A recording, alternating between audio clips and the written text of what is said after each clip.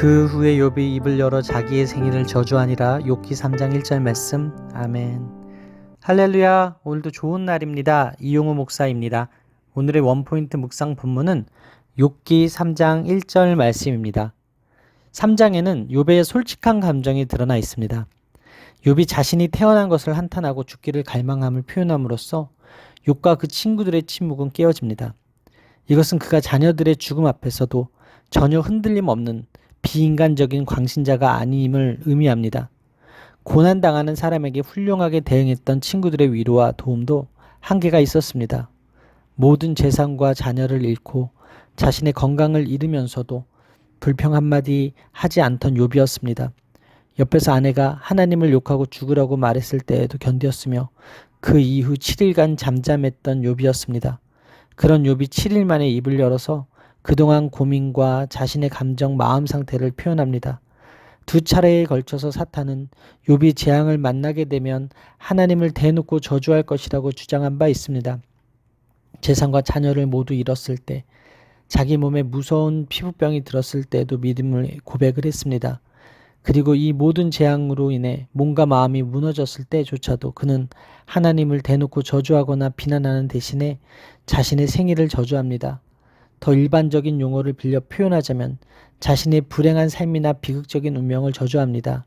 이러한 감정의 표출을 통해 자신에게 닥친 일들을 감당하지 못해서 느끼는 좌절감과 분노를 상당 부분 밖으로 표출했을 것입니다. 어쩌면 우리는 욥보다 훨씬 더 일찍 불평과 원망을 쏟아 부었을지도 모릅니다. 그렇기에 욥의 원망을 믿음의 유무 관점이 아니라 그만큼 고통이 컸다는 측면에서 이해해야 합니다. 바꿀 수 없는 과거, 극복할 수 없는 문제 앞에서 연약한 인간이 토설할 수 있는 감정 표현이었습니다. 다윗이나 엘리야도 이와 같은 말을 한 적이 있습니다. 선지자 에레미야도 욥처럼 자신의 생일을 저주한 적이 있습니다.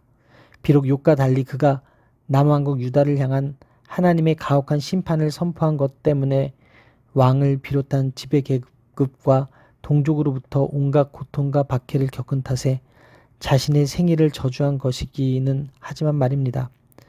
욥이나 예레미야가 생일을 저주한 것은 불의한 감정이나 불신앙에서 비롯된 것이 아닙니다.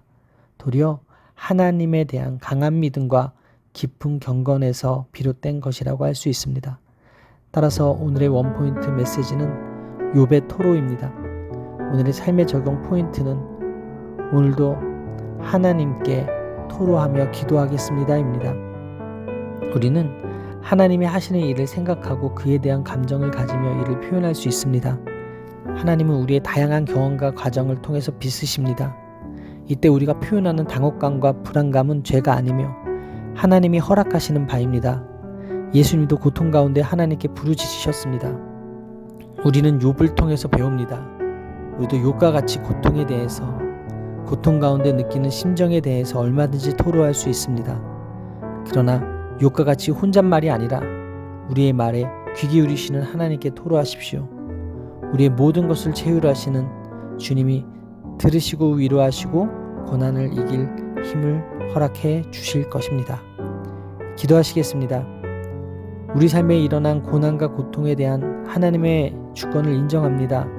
욥이 고난 가운데 입술로 범죄하지 아니하고 토로한 것처럼 언제나 우리를 보시고 아시며 지키시는 하나님 앞에 기도로 토로하여 위로와 응답을 얻는 저의 삶이 되게 하여 주옵소서.